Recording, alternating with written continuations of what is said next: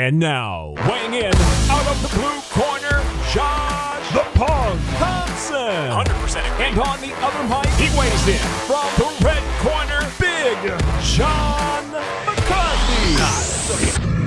Well, we have had an exciting weekend full of fights. The PFL, Bellator, the UFC.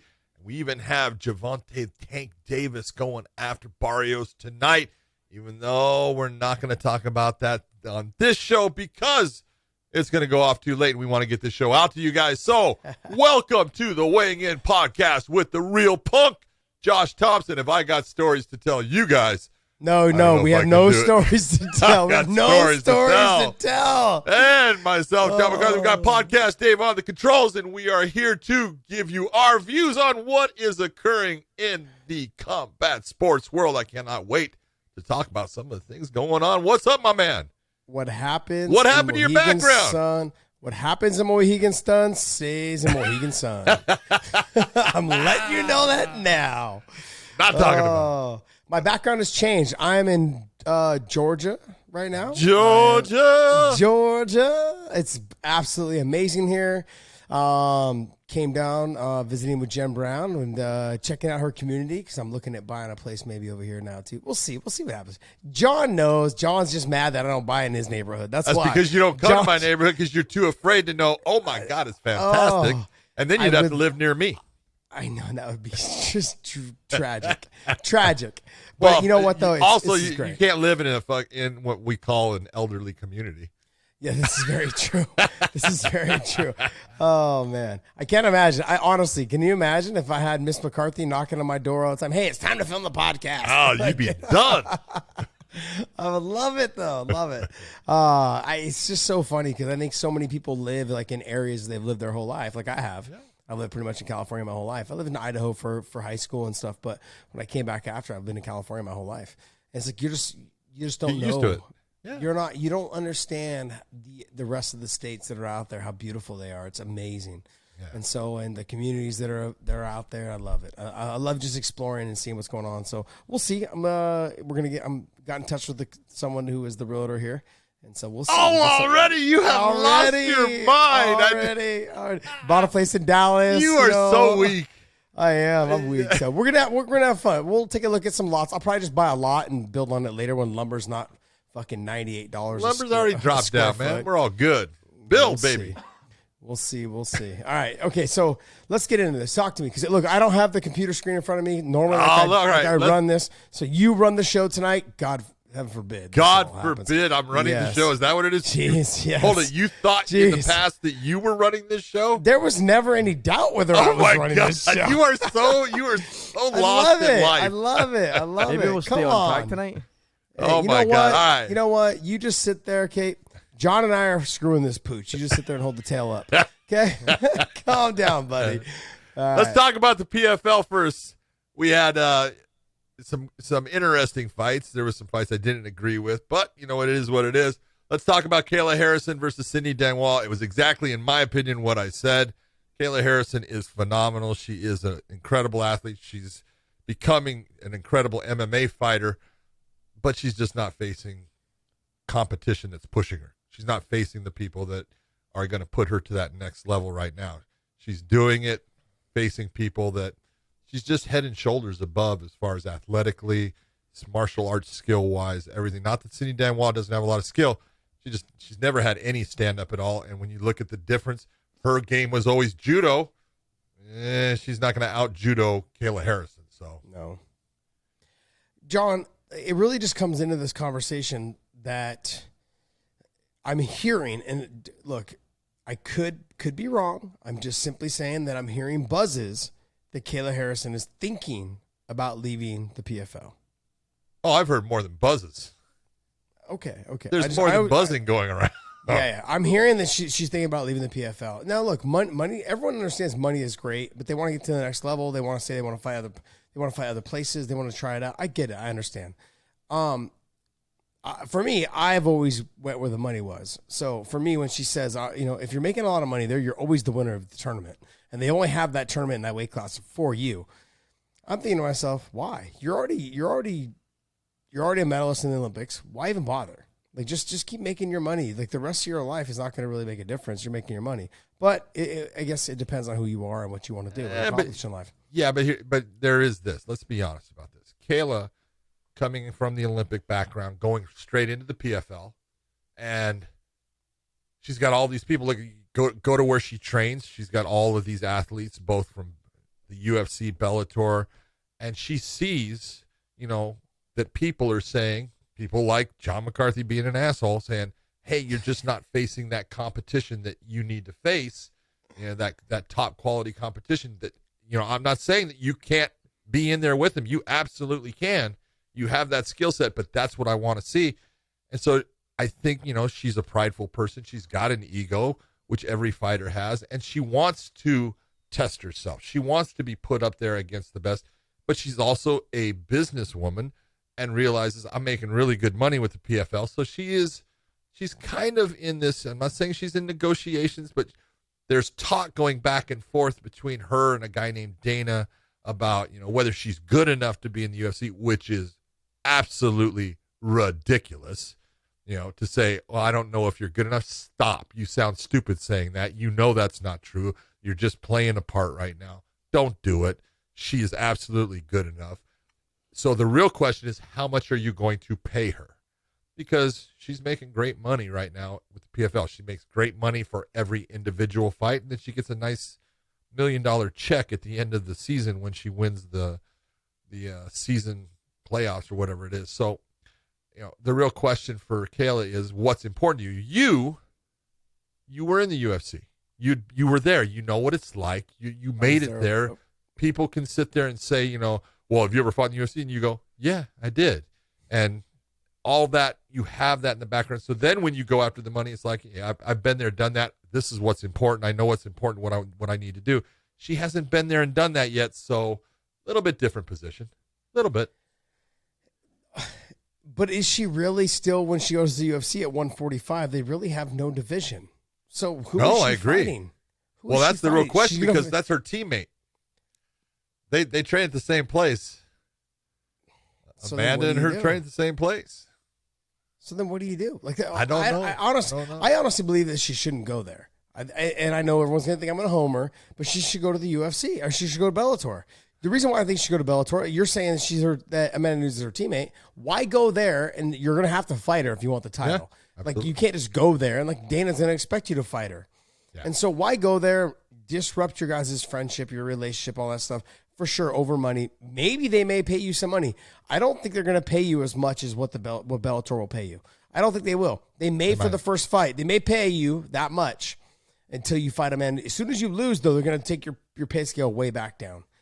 So if you lose to Amanda Nunes, they're going to take your pay scale way back down. Well, like, that would be in the contract. If you win, you're going to keep it. If you lose, it's going to go to this.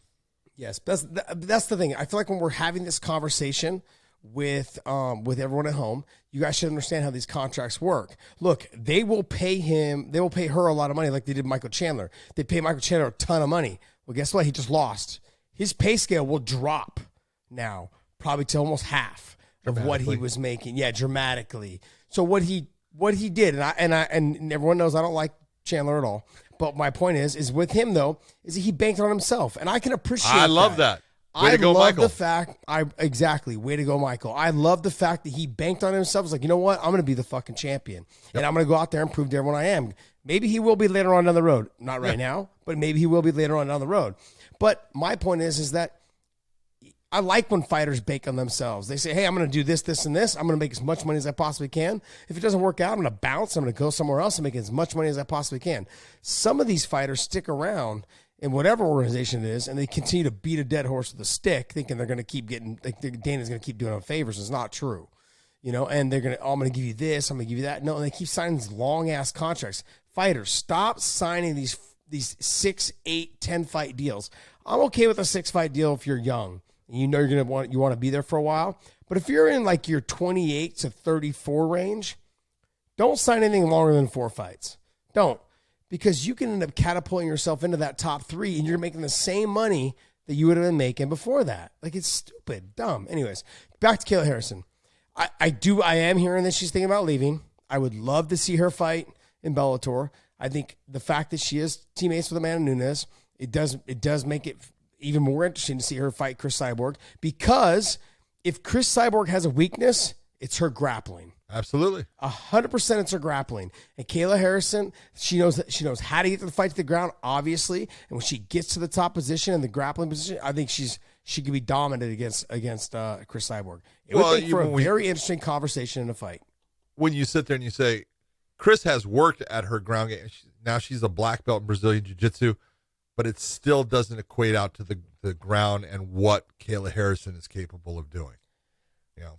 Well, John, let's just be honest. She might be good in wrestling. She might be good at stopping takedowns. She might be good at jiu-jitsu. She might be a black belt now. But the issue is that she doesn't fight smart sometimes. She has gotten a lot better since her loss to Amanda Nunes. Yep. She has gotten better. She's fought at a better pace, and she's also fought a lot smarter. Instead of just walking in and thinking she's going to dominate everybody, she's done better. She's done better at avoiding those type of situations. She's hit you, touched you, pieced you up, and then she's been more smart about it. But with Kayla Harrison, she's just going to run in, clinch her, grab her. As soon as that happens, you're going to see Chris Cyborg, I think, get thrown. And I think the potential is that when it gets to the ground, she's in a lot of trouble. I'm not saying that she's going to finish her right off the bat. There's going to be a lot of scraps in the process there. But Kayla Harrison's going to take some shots also on the way in. Yeah, I honestly don't think Kayla's going to be able to finish Chris. Chris is good enough to where she's not going to get finished by her. But that doesn't mean that Chris would be able to get away from Kayla or get herself back to her feet and not lose each round as it's going by Kayla being able to take her down and control her.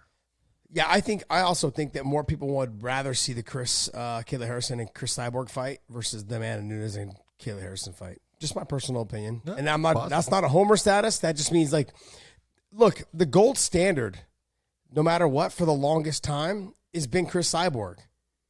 And Amanda Nunes, sure, she beat her. Oh yeah, we're talking about one fight. If they really cared, they would have loved to have run it back and done it again and took a chance. But they didn't care about that. What they wanted to do is they wanted to take that from them and then go ahead and run along with it, and which is smart on their part. I'm not knocking the UFC for doing that. That's brilliant on their part. But I think if you're going to say that if you're talking about who has been for the longevity of the sport, who has been the most dominant force in women's MMA, it's been Chris Cyborg. You know, Amanda Nunes still has some work to do. She's got more time to put it in. I don't believe Amanda has more work to do. I think she does. I know. Well, and this is really what it is. With a little bit more time. If you're going to say right now, who's the best female fighter on the planet, who is it?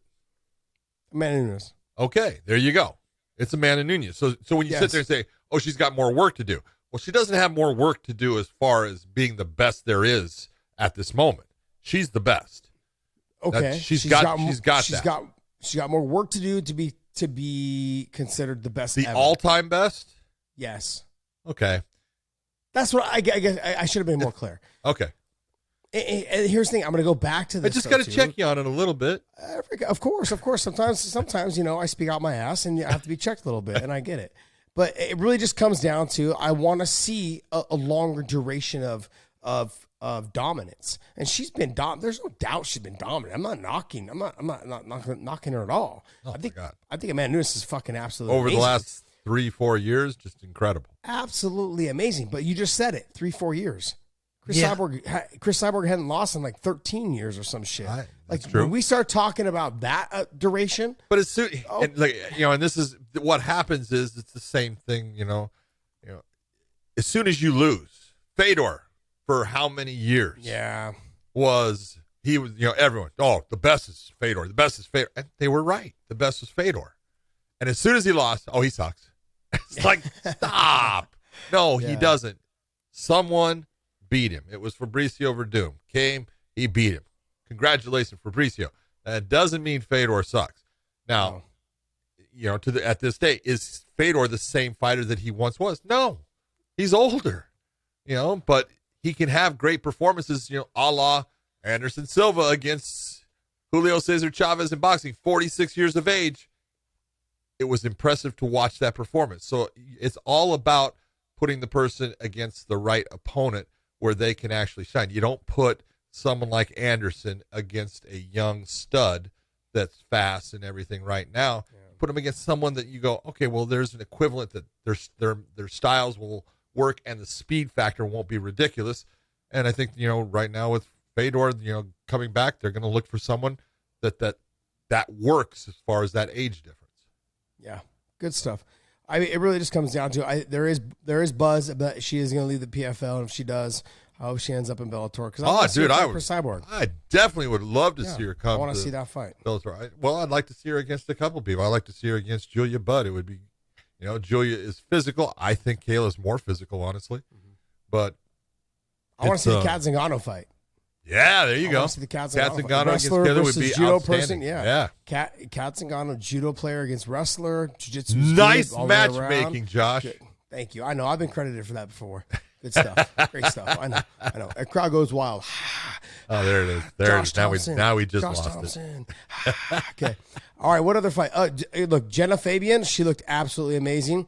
Pieced up, beautiful head kick on her opponent. Hit her with the straight left. Dropped, finished. Ref jumped in. I mean, she was working out of CSA for a while.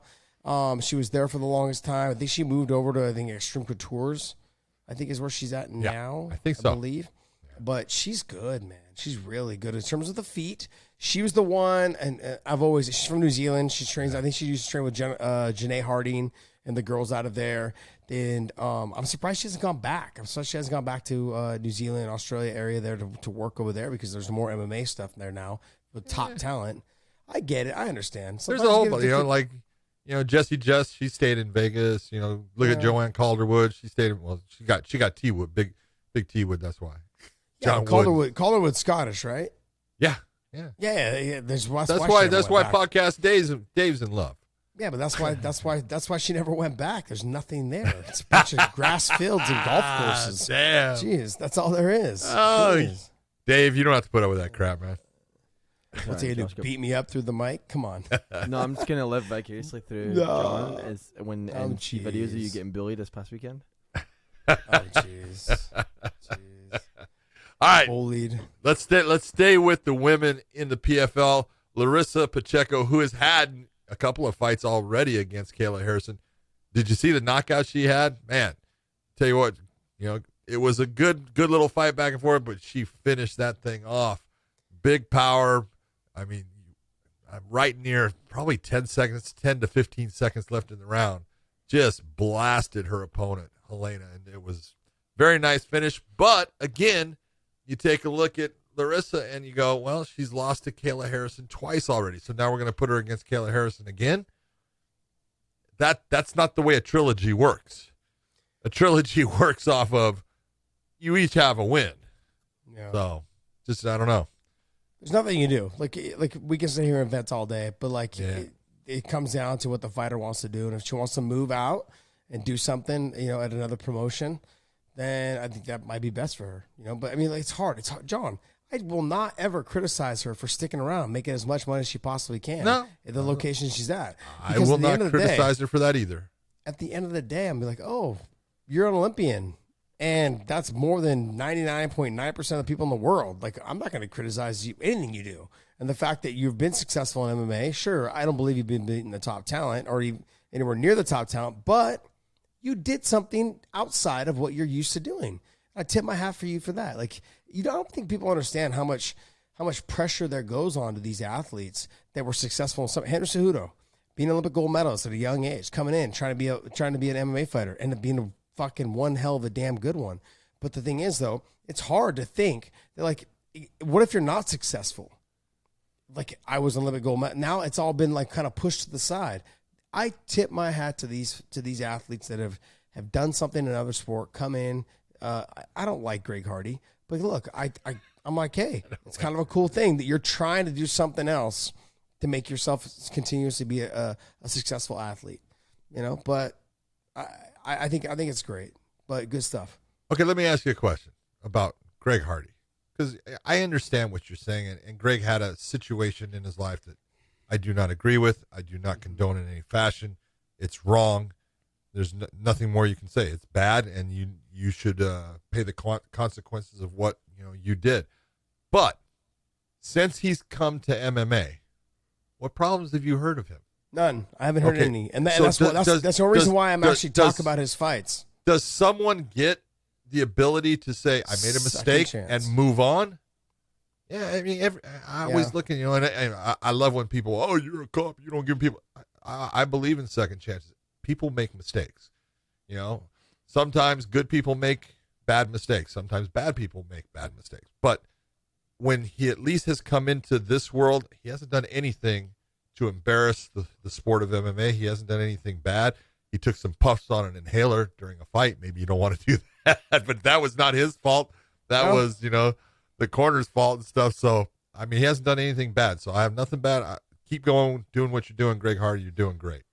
I agree. Right. I feel like everyone deserves a second chance. But I mean, it's still going to be a little bit. It's still hard for me to be like, yeah, okay, I fully support this guy. Well, it's okay that you don't get behind. But I'm going to say, like, if I didn't fully like him, I probably wouldn't talk about his fights. Okay. But I talk about his fights. I'm like, hey, if he has a great performance, I tell you how great his performance was. Okay, let's talk about someone you do like. Okay, let's talk. Lance Palmer. What's up? I love Lance Palmer. What's up, dude? Look, what is up with the party? Because the party has got no balloons anymore, man. It's just not happening. I said this after his fight with Bubba, and Bubba got mad because he's like, oh, you're just making fucking excuses for him. I'm like, no. Bro, when you have kids, it changes your life. He had his first baby. And I'm telling you right now, like he's not the same guy as of now. Give some time to settle in.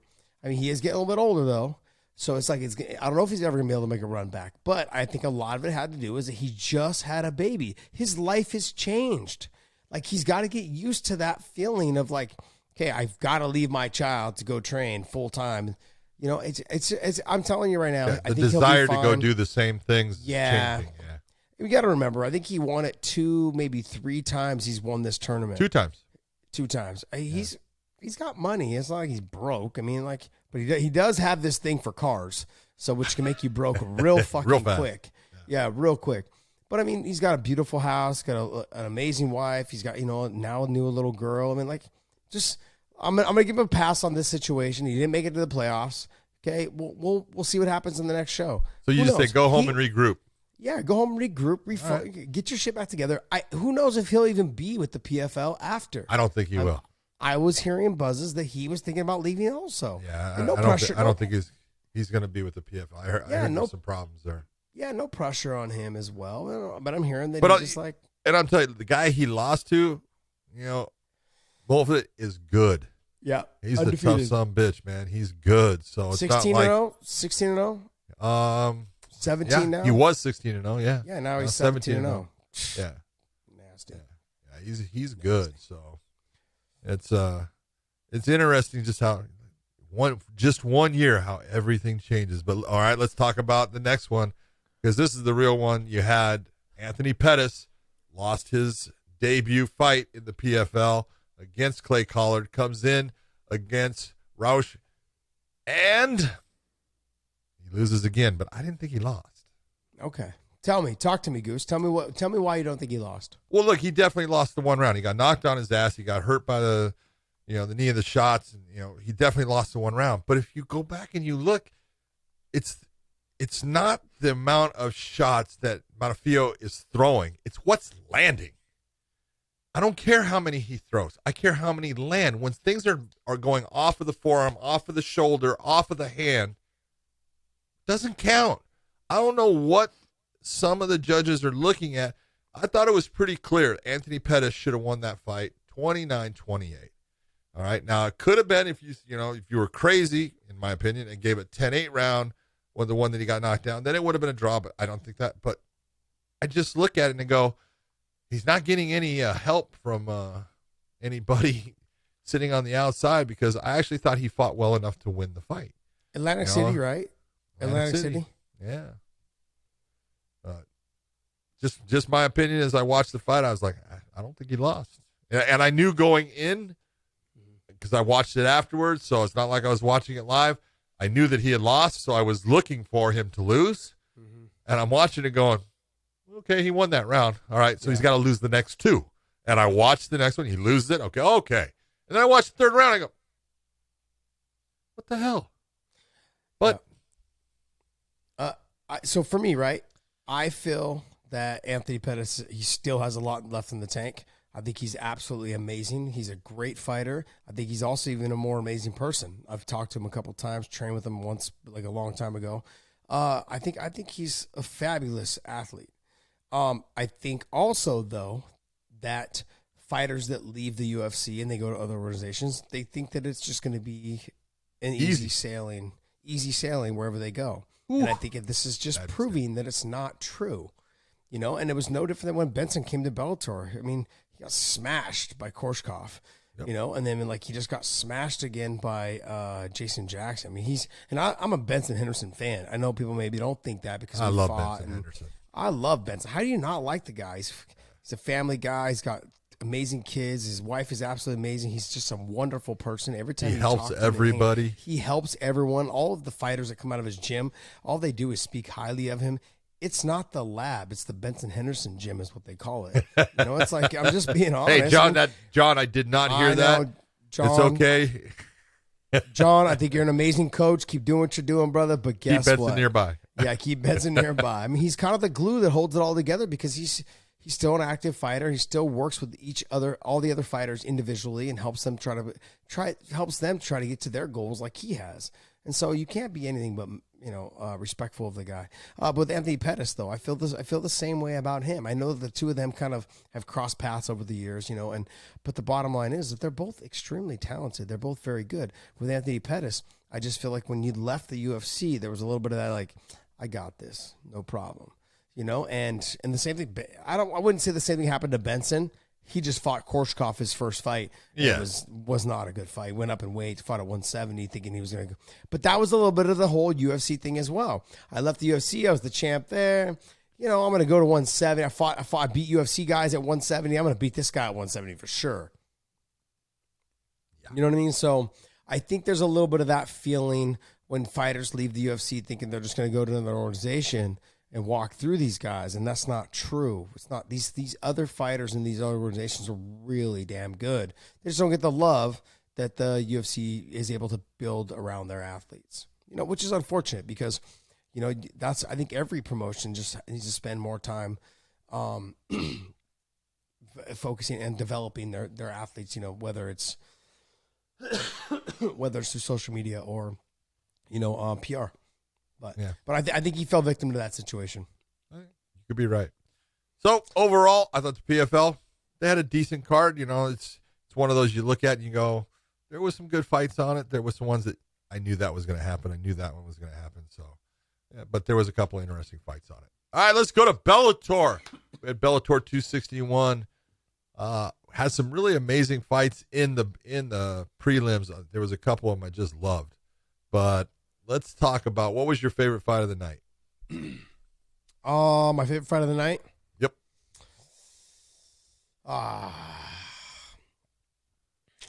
Right now I have my son calling me who is just judging the UFC. So I know he wants to talk about different rounds. Yeah. I'm putting him on hold. I'm not going to talk to you. No, I will not talk to you.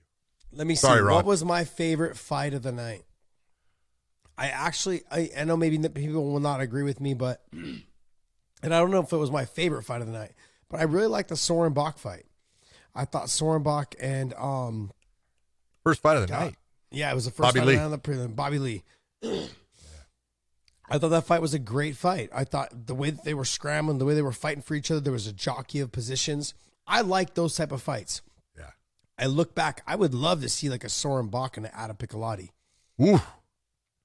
Only because I know that we saw what we got with Sidney Outlaw and Adam Piccolotti was like a bunch of scrambling, a bunch of change of positions. That'd be a great fight. You put Soren Bach and you put Adam Piccolotti together, that'd be a great fight. So I like that style of fight. I thought Jalen Bates put on a great performance. God dang it. That was mine right there. Yeah, he had 6 takedowns. He did a great job of controlling of the fight everywhere it went. He got a little overzealous a couple times, dipping his head on the takedowns, shot from kind of far away a couple times. That's just being young. What is he now, 3-0? I mean, 3-0, but super talented, extremely talented. I mean, but overall, I mean, like I thought the prelims did a great. They overperformed. When I looked at the card, I'm like, all right, it's not a stacked card name value wise. Nope. But if you don't know the fighters, I can see why you didn't watch. But if you know the fighters, like we know the fighters, I was like, this could be one of those sneaky good cards, and it kind of worked out to be a sneaky good card. We had the one fight, on the main card that just people were upset, but there was eventually a finish at the end, but it just took so long to get to it. It was the Mild Juries and Sydney Outlaw fight. But overall, I thought the performance of the night, and this is 100% legit. No doubt. Who was Liz the performance of the night? Carmouche. Thank Liz Carmouche. Abso-fucking-lutely. Why? Liz Carmouche. Because she needed that. She needed to go out there and show and dominate a good fighter. Yes. Be aggressive, not play it safe. Go after it. Be the person that's trying to finish the fight. That's what she did. 35 seconds. Come on. That was fantastic. And she did it against an undefeated fighter, man. You just look and you go, that's what we're talking about. That's how you put your stamp on, you want to put me in a title fight. Yeah, she needed that. And we had the fighter interviews. I want you guys to understand, when we do the fighder interviews, I don't fucking cut these fighters any slack. I do? I'm just like, no. I can only speak for myself. Yeah. But I'm saying, like, we don't really give them a whole lot of, I don't cut them any slack. Do you want to fight for the title? Or do you not want to fight for the title? If you do want to fight for the title, then get a fucking finish. That's why you haven't got a title shot yet. And so when we had this conversation, and she's like, yeah, I really, I give myself this. I asked her, I said, give yourself a grade. And she gave herself, a decent grade. She gave herself, a B? She gave herself a B? I think she gave herself a B. But it came down to the fact that she needed to make sure that she had got a finish. I said, look, I gave you a little. I think she said C+. Did she? C+ on the. Okay. So I just remember C+ on the Vanessa Porto fight. Yeah, I just remember that I gave her a D. So that's all I remember. I remember I gave her a D, and I was like, "Look, your performance against Deanna Bennett, it was good. You got the finish, but it was 1-1 going to the third. You needed the finish." Let's also give a little credit here. Deanna Bennett did not make weight. Yeah, she still took the fight, and so there are certain things that you look at, you go, all right. Deanna Bennett didn't do her job in making the weight that she was supposed to, so she's heavier going into the fight. That's a deficit for Liz. Liz wins the first round. She loses the second, but then she comes out and she finishes the fight in the third like she needed to, which was very impressive in my opinion. Yeah, I mean, so when she came out for this fight, I was thinking to myself, she needs to get a fucking finish. If she doesn't get it, Watanabe needs to get a finish also. They need to, or she needs to have a dominant performance where you can just see that Liz is like fighting everything off and just being a survivor like Liz is. I was like, okay, that's dominant performance over Liz Carmouche. And vice versa, I thought Liz needed to finish her. And she went out there, starts her in 35 seconds, and I'm thinking to myself, I was texting Scott Coker during the fight. I'm like, she needs a finish. He's like, yeah, she does.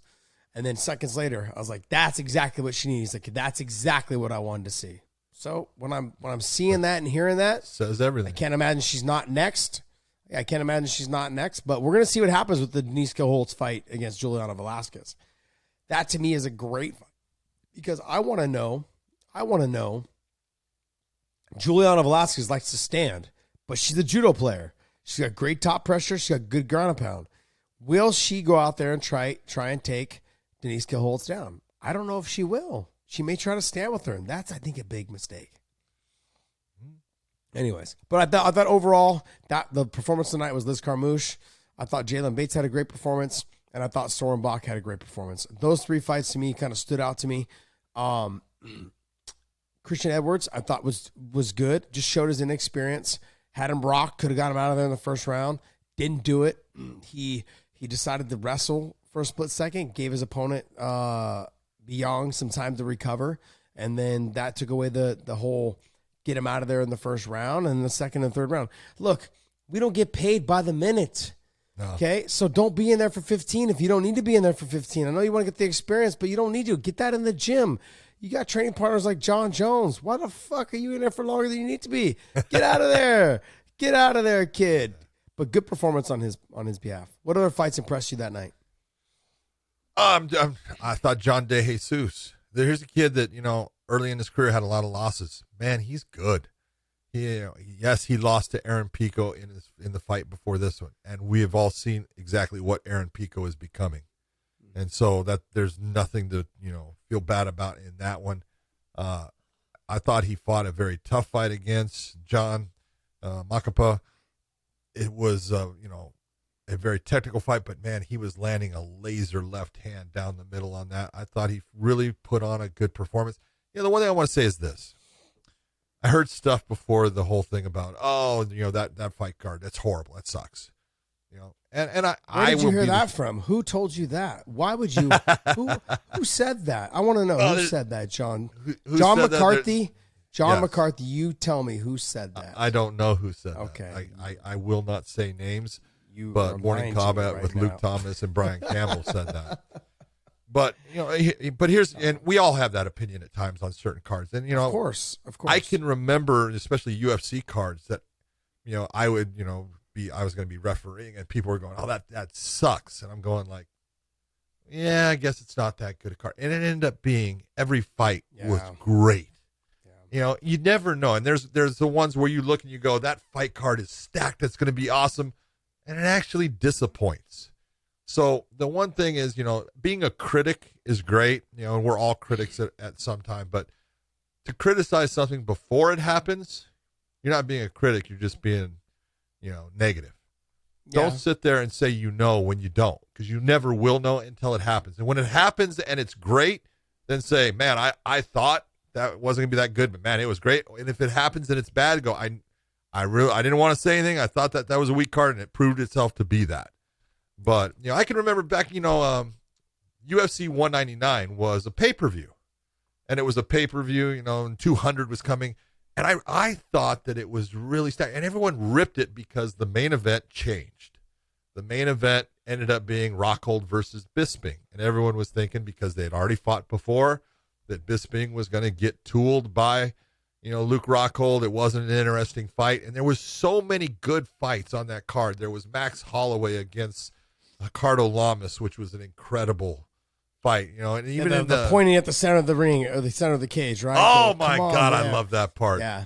It was so good. No one remembers that Jessica Andrade fought Jessica Penne, that she put her away in that. It was a great fight.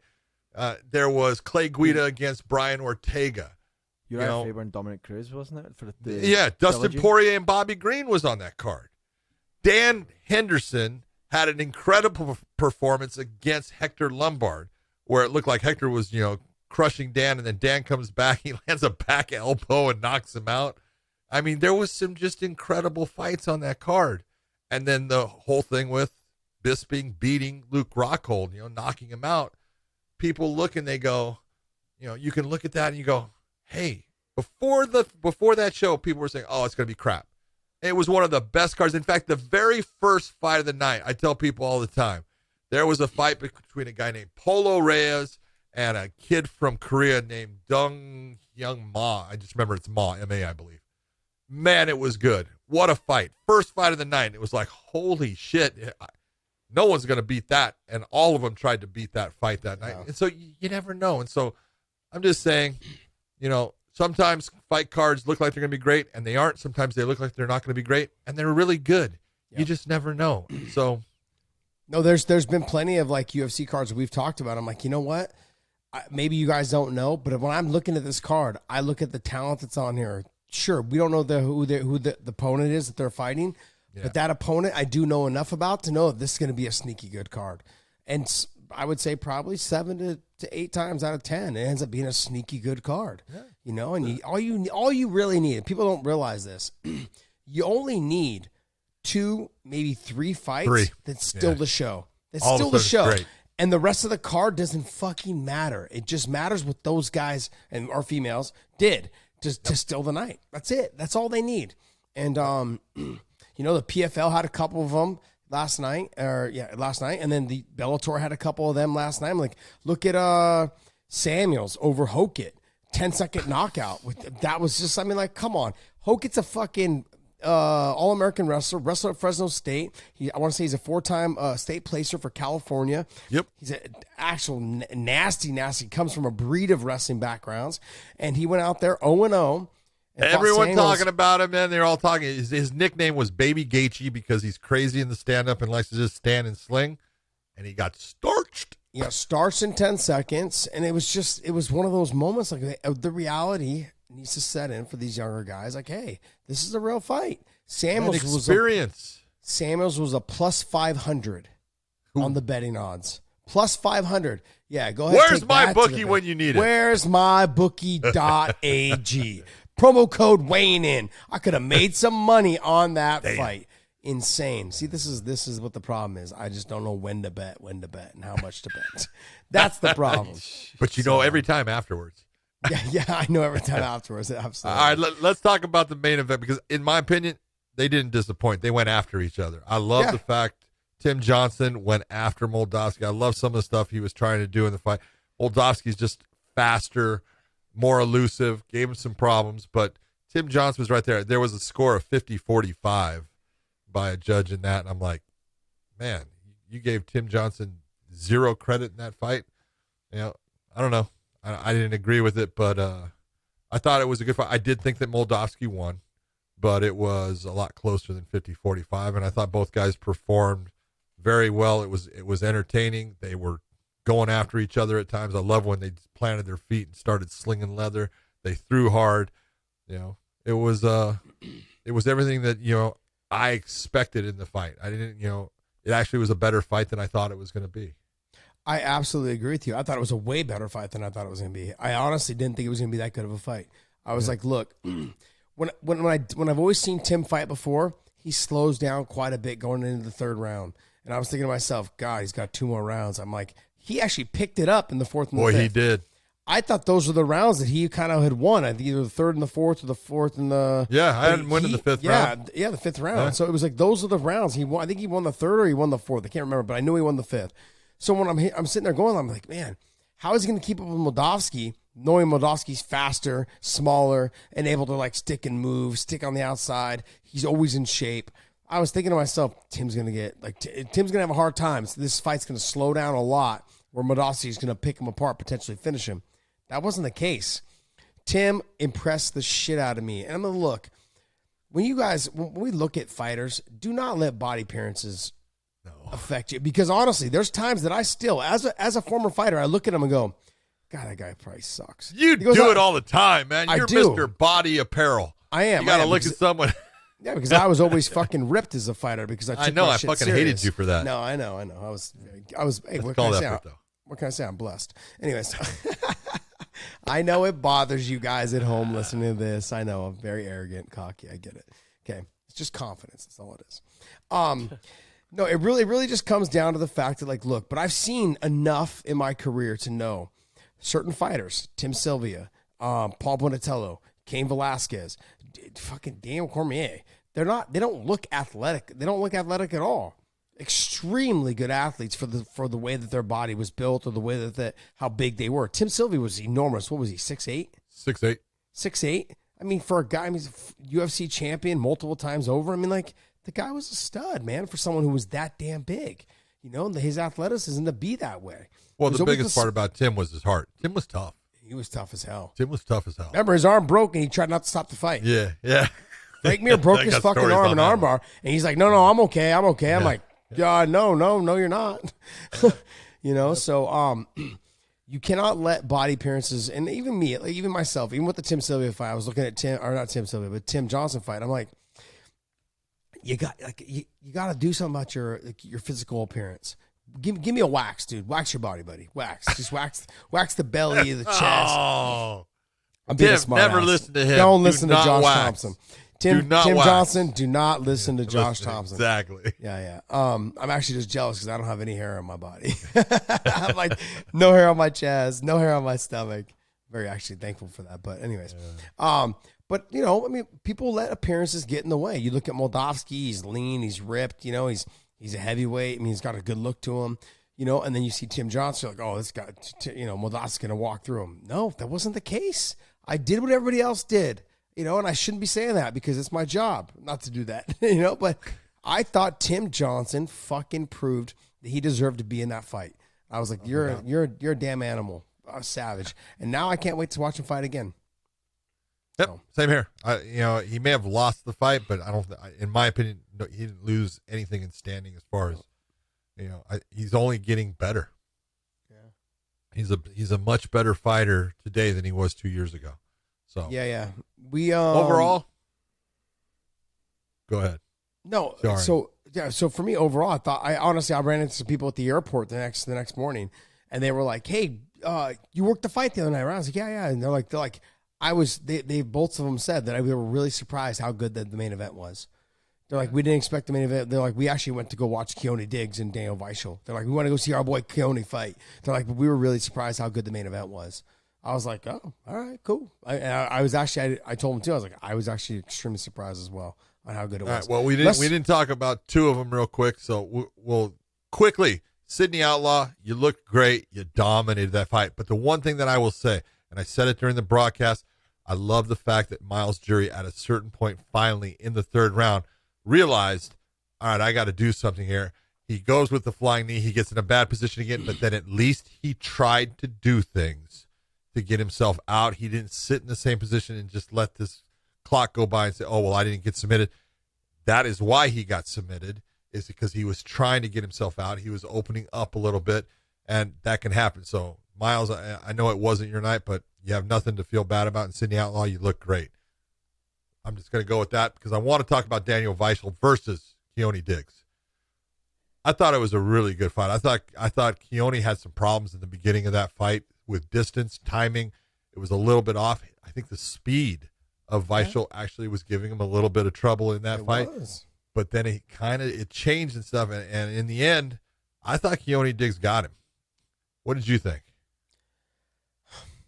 John, to answer your question, yes, I thought Keone won. But I also was not mad they gave it to Daniel. No, I was not mad either. I'm not saying it was a bad, because it could have gone either way. And that's the thing. I want people to understand. Like, I can see why they gave it to Daniel. It was close. I'm not taking away from it. But I gave it, like, when I was listening to you on the broadcast, I gave exactly the same type of credit in that third round. Keone rocked Daniel. He rocked him bad. Yeah, hurt him bad. And so if I was going to give someone that round, I gave it to Keone, and I gave Keone the second round. I didn't give Keone the first round. So because Daniel Weichel hurt Keone in the first round. He rocked him bad as well. So if I'm going to say those two rounds cancel themselves out, round two was the deciding factor. But I thought Keone landed the harder, cleaner punches in the second round. But it was a good, close fight. Both guys fought their asses off. It was good competition. So I don't have a complaint either way. I understand, especially when you're judging, you're only seeing one basic view of it. So all depends on where those things are happening. I am completely against 5-round main events that are not title fights, unless it's for the number one contender spot. But this was one of those fights where I felt like they were just getting warmed up in the third.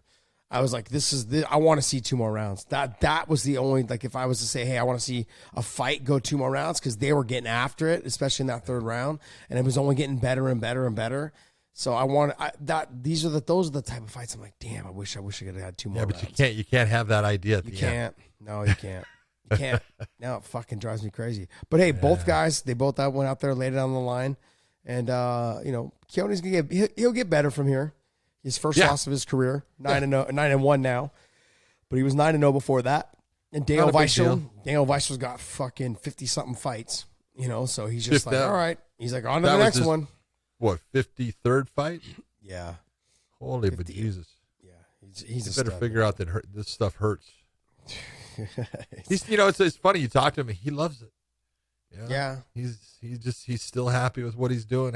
Loves what he's doing. So you got to give him credit, man. The guy always comes in shape, ready to go.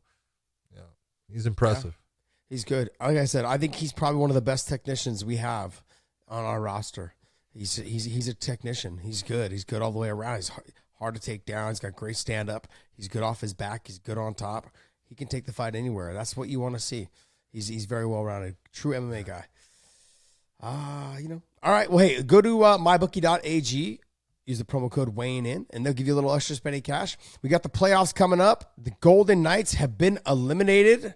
It is the Habs. Yes. Versus the. Who knows? What do you mean, who knows? I don't know. No, Islanders got eliminated. Lightnings. No, the Islanders got eliminated. Oh, Tampa Bay eliminated them. It's the Lightning. Oh, Lightning. John. Okay, well. I'm sorry. I screwed it. Well, I didn't know because I didn't see it. I've been up. Keep up with this stuff. Come on. Dude, I watched when the Islanders came back and beat them and brought it to the point of the seventh game, and I didn't see the seventh game. Hey, guys, all I'm going to tell you guys is this. Bet on overtime, okay? If there's an overtime bet on overtime. Yeah, Come bet on. on We gave them that before. Yes, we did. So just keep making that money, Nothing okay? but. I want my percentage, though, 10%. Okay? 10%. All right, guys. So, hey, let's get into the UFC, and we'll talk about that. Let's go for it. Look, I want to be very frank with you guys. I didn't get to see a lot of the prelims. I was in the air flying and on my way down here, so I didn't get to see a lot of the prelims. I did catch some of them, so just being upfront with you guys. I know everyone's going to comment in the section. It's okay. Didn't even watch the fucking fights. And I'm like, Did you? Okay, man. then I'll go from kind of a little higher up. Did you get to see Jeremiah Wells in his debut against Warley Alves? I didn't.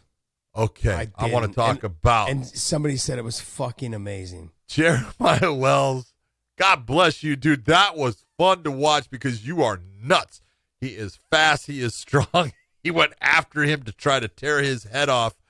And, I mean, I thought he was getting tired. And I thought Warley had kind of, gotten through the first round. He was starting to feel his distance.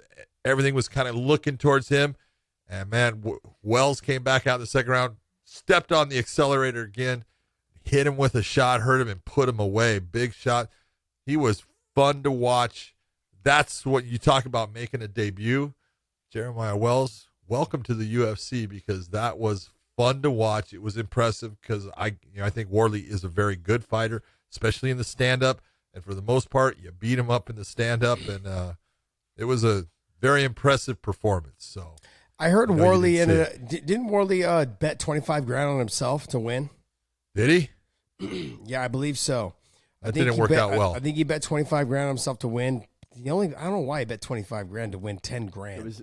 It was his fight purse. He bet his entire fight purse. Oh, that's not a good night. You just fought for free. Horrible, man. Horrible. $25,000. What about, did you see Rachmanov versus Mikael Perez in his return? Give me the details. I gotta see. Rachmanov is from Kazakhstan. He trains with a couple of I can't think of the guy's name. I love him. What's it? I'm gonna screw up his name. It's the guy that's got the stand-up game, and he kicks like a mule. He's awesome. But he fought, Mikael. I always say it, Perez's, whatever they want to say it. But Mikael's coming off of long layoff. He was usually at 155, went up to 170. He's got great jiu-jitsu and everything. But here's where you look at a fighter, and I'm not saying anything bad about Mikael, but he was getting beat down with big shots. And when I can't even say it now, Rachmanov ended up getting towards his back, slips in the choke, right away taps. That's telling you, I don't want to be in this fight with this guy. Yes. I did see that fight. Yeah. And Rachmanov looked good. That guy, he's a stud, man. He wears funny hats.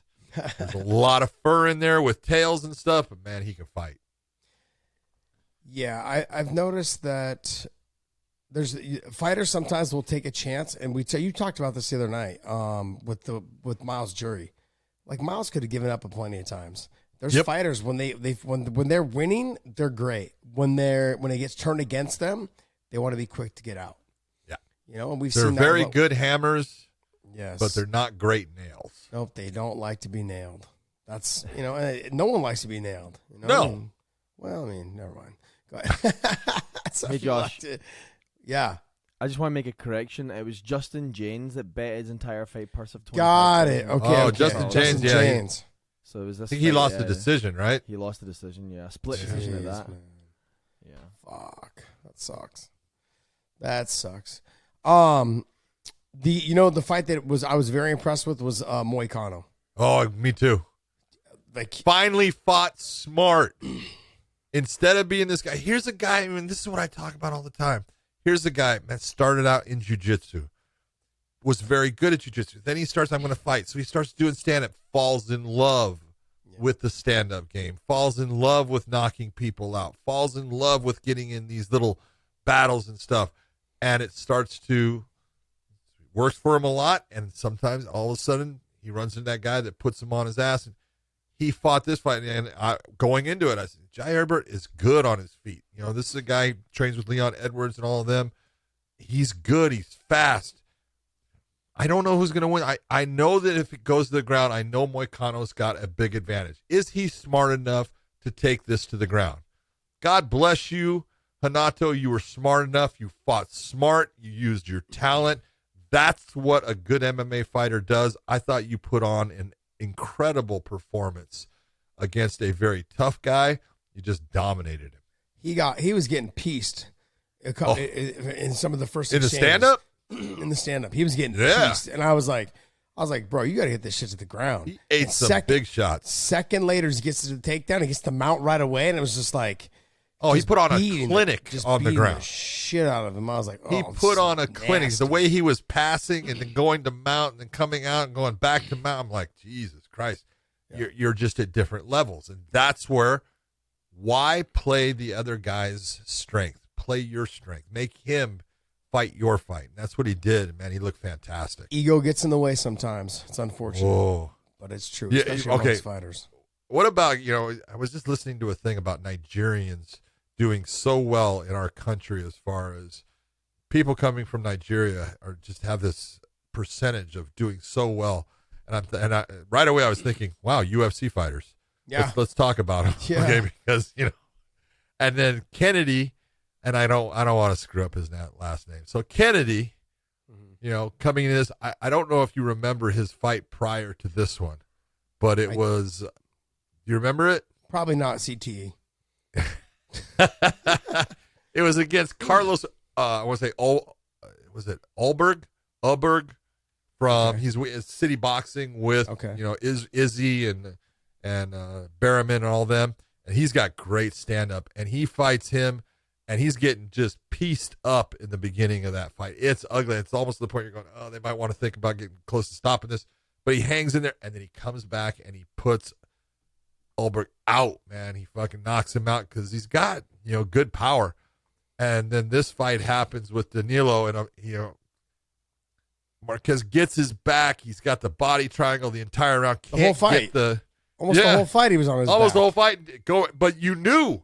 Yeah. With that figure 4 on the body for 2 rounds, you knew, oh, man, your legs have got to be just dead. Your legs are heavy. You can't move. And here comes Kennedy again, man, and he put it on him and gets the stoppage. And I was like, way to go, dude. I love that guy's story. I love, that he's got heart the way he does. He seems like I've never met him. Seems like a good guy. I feel bad for, his situation with his mother and everything, but you taking care of her just says it's a lot more about your character. But goddamn, great fight. You just did great. And I love what Saeed said to him in the corner before it. Hey, I believe in you, man. You can do this. And he goes out and he does it. He did exactly what he said. Yep. You just got to pull the trigger. I can't say it enough. I'm going to use myself as a reference, and I know it's going to probably, but I'm simply saying, is that Bob Cook always used to tell, and DC said it a couple times on the UFC Airlines. He's like, Josh is probably one of the best technicians we ever had come through AK. And Bob used to get so mad at me when I would lay back and not fight. He's like, look, your conditioning is probably better than almost everyone's that you've fought. Go out there. You got better technique. Make it a dog fight. You're going to catch them in transition. You're going to do this. But instead, I would stick on the outside. Yeah, because you felt after a while, I can win if I just stay safe doing this. Yeah. And I end up losing 2 split decisions that way. Fucking stupid. Yep. Yeah, and so Green. But that's the thing, exactly, Bobby Green. But those are the kind of fights. Yeah, those are the kind of fights that you got to believe in your talent. And there was moments in my career where I was just like, well, I can get away with doing this. No, man, go out there and do what you do. He came out at the beginning of that 3rd round. I was like, nah, I'm gonna touch you up. Touched him up quick. Shit was over. I mean, he put it right on the some button. Heat missiles. Put some heat on it, and it was straight down the pipe. And then he smothered him. Done. Great fight, man. Great performance, great fight. Because I was Tim watching Means, Dirty Bird. Dirty Bird. I love him, man. Nicholas Dalby, he's a tough dude, man. You talk about another Viking. He's a Viking, dude. This guy, in another century would have had an axe in his hand and he would have been raiding your hometown. But he's a tough dude, and he went after Tim Means is the experience, how smart he is in fighting, just the way he did things. I love the guy. He deserved that unanimous decision. So yeah, it was one of those fun fight. One of those fights that where he had dominant. I felt like he had a good dominant 2 rounds. Then in the third round, it's normally him tiring other people out. Yes. And he was exhausted. And it was funny. I was actually able to hear the commentary for that fight a little bit. And they were like, oh my God, his opponent was breathing so hard. Dolby's breathing. I'm breathing super hard, He's super tired. And it's so funny. They were like, yeah, he was not tired. He was just taking in the wind. He was the way he breathes. It's the way he breathes. He does it every fight. That's so funny, man. He does it every fight. How do you not get used to it? That's what he does. If I was the guy fighting him, I'd be thinking he was exhausted too. But he obviously wasn't because he had a lot more left in the tank in the third. Yeah. But good Andre fight. Fili against Daniel Pineda, man, I'll tell you what. Daniel Pineda still has a granite chin because he took some huge shots. And I want to tell Andre, you looked fantastic. He looked great. I am sorry that, it ended the way it did. Yes, you were on your way to a dominant win. But, shit happens. So it was, the eye poke ends it. You could tell Pineda was not trying to get out of that fight. He wanted to go on to the fight. Even when he's getting interviewed, he's still, one eye closed. And he goes, I can see you. It's like, yeah, because you're looking out of your good eye, But it happens. But Andre Fili, you looked really good. He was on point. He was just firing. The only thing that he was having problem with, that low leg kick, was fucking up his lead leg. That left leg, when he was going orthodox, he was getting it tooled. It was getting torn up on him. Yeah, but those guys with the wide stances now, they're going to have a hard time with that. Like the leg kick, the calf kick, all that stuff with those wide stances. They're going to have to start making adjustments, start learning how to pull it back. He did make the adjustment. He just switched to southpaw and he took that element away. Threw the head kick right to the straight left, and then boom, boom, boom, pieced up, then eye poke. Let me get to that. What else? I thought Timur Valiev, he looked really good. And this is one of those ones you look and you go, I really feel bad for Hani because, look, he almost had Valiev out in that fight, the second round. And so you look and you go, who really won the fight? If it was, who won the fight? I'm going to say, Hani won the fight. But if you go by rounds, Valiev won the fight. So, it's one of those ones. This is where the round system kind of puts it in, because the 2 rounds that, if you're going to say Valiev won, he won, but, not convincingly. Wasn't, the first round he won pretty convincingly. I thought he was, just the output. Third round, it was close. But the second round wasn't close. It was dominant. So, I don't know. This is why you need the half-point must system. This is exactly why. Good point there, Josh Thompson. I usually have good ones.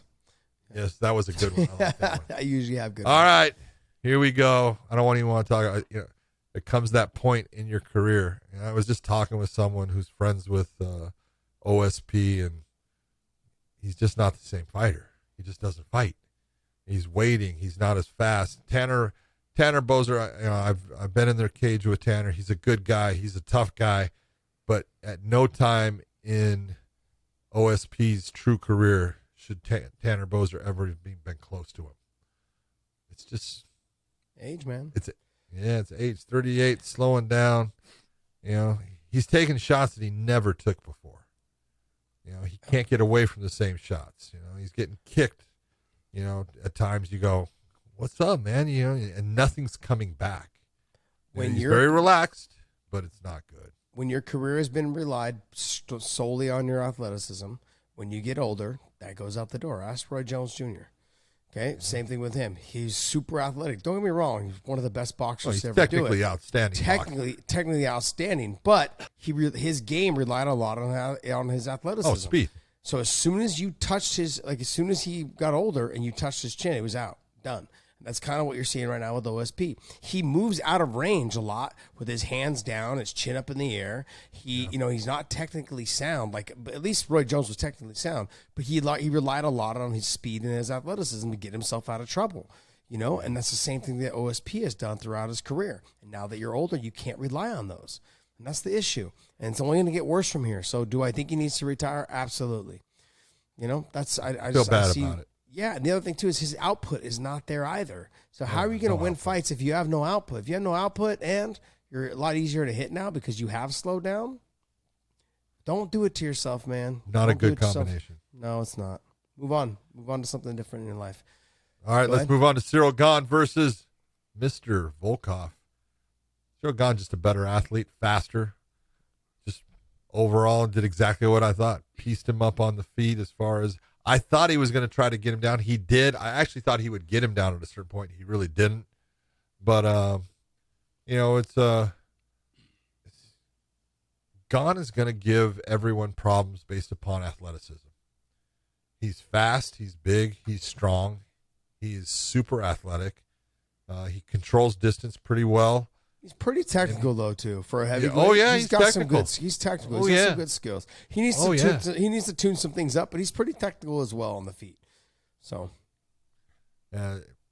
there came a point where Volkov was getting hit, and you could tell he didn't want to get hit anymore.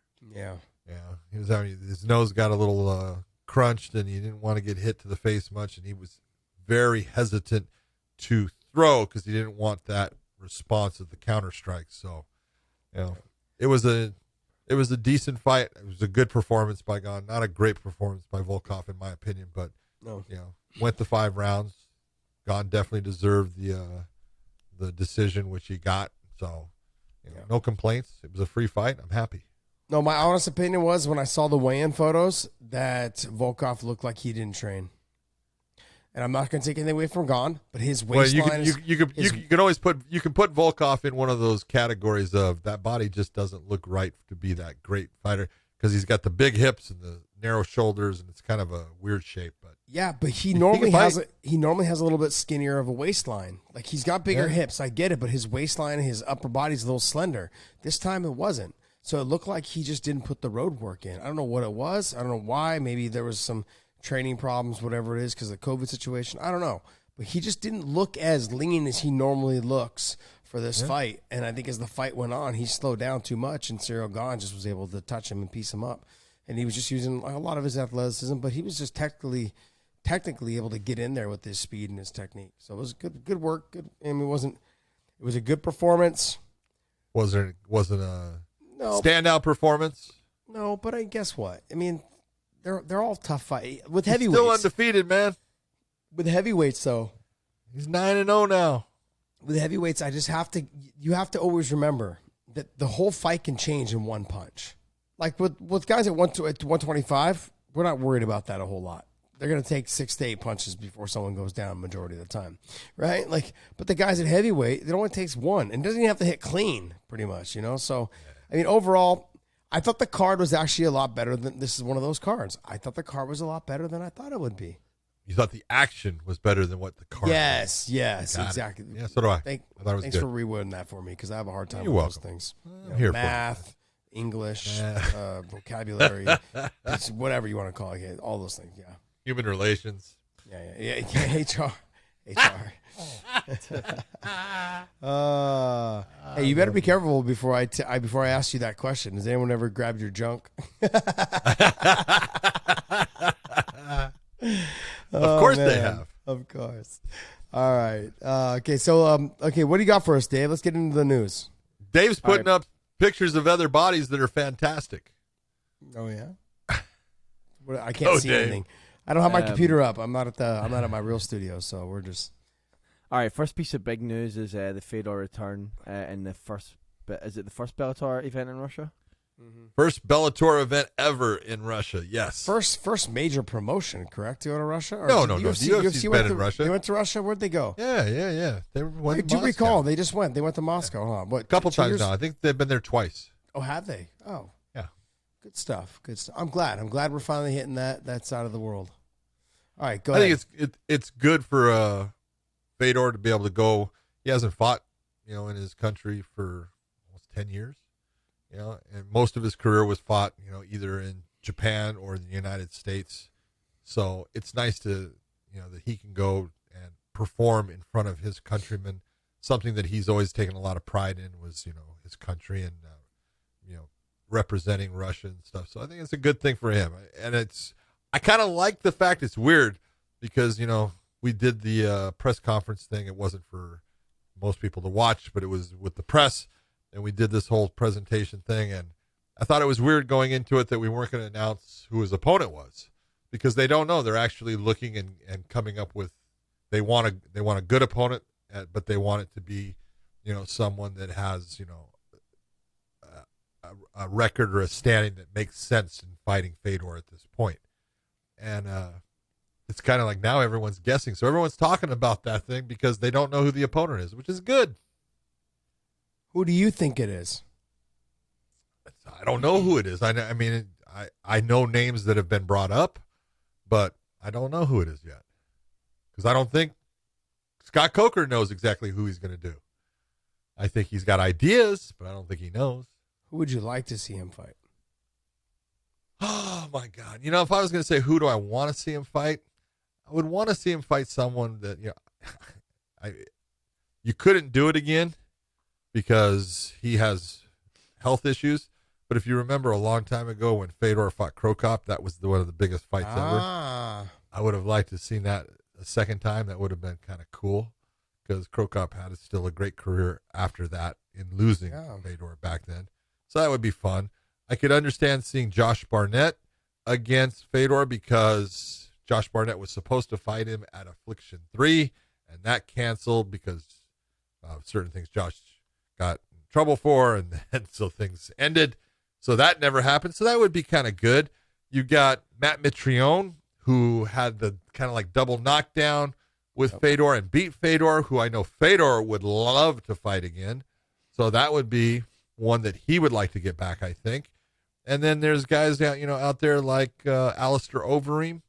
I'm not too sure about that one. I know Alistair's signed with Glory, so I don't even know if it's possible. But, Alistair's been around. He was in Pride for a long time. He was fighting at light heavyweight back then compared to Fedor fighting at heavyweight.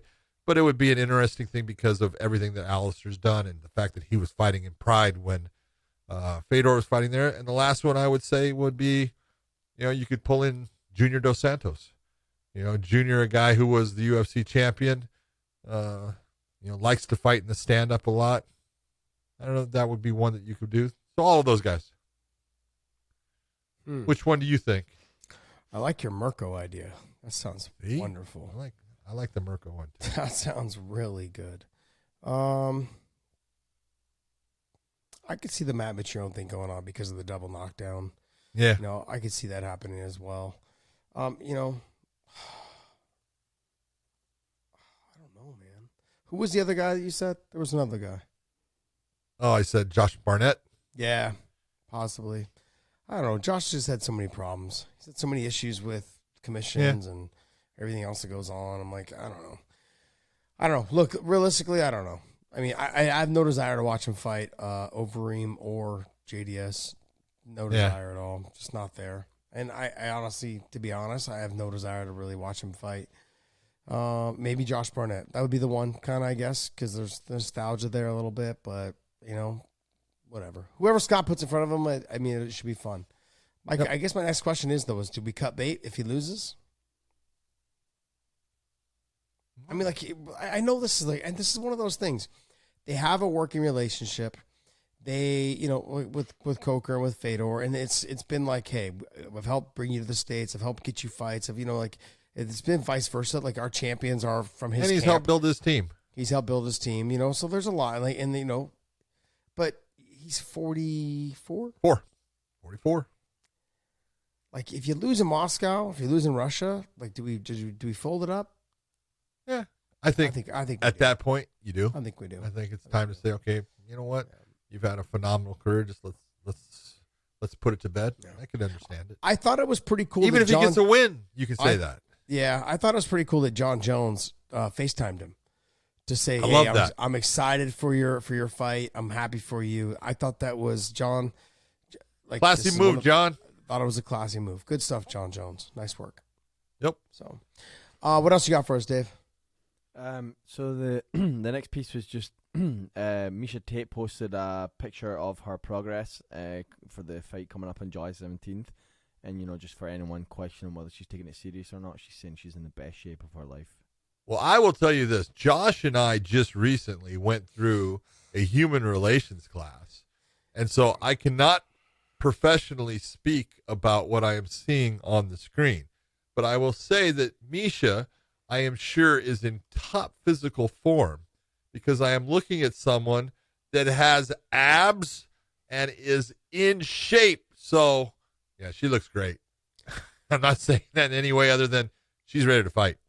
She looks smoking Two hot. kids. But see, this is what's wrong. Hot. Misha is making life hard on all of the women that want to make excuses for having kids and saying, this kids ruin your body because she's in shape. She's a fucking animal, dude. Animal. She looked ripped. I don't think I've ever seen her. She didn't look ripped.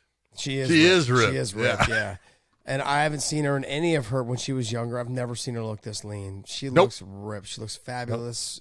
I wish her the very best. I'm a big fan of hers. I think everyone knows that already. I'm kind of always been a big fan of hers.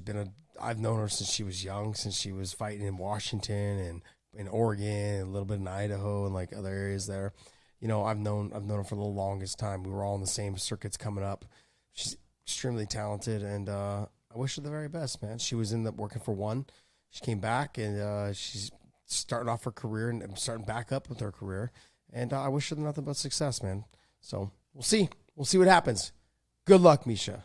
What else you got, Dave? Good luck, Misha. Last piece is Rockhold.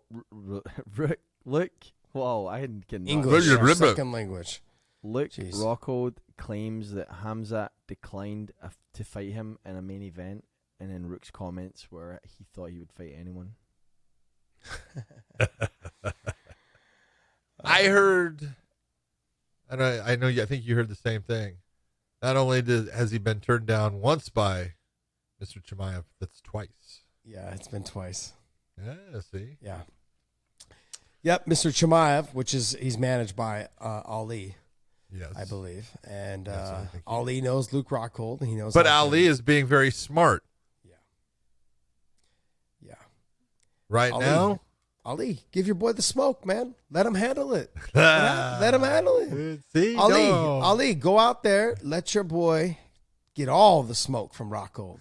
I mean, look, just let it happen. Just let it happen. Just let him go. Just let him go. He's undefeated. Look, Luke right now is on he's refreshed. He feels good. I'm not saying he's going to come back and be dominant. I'm not saying any of those things.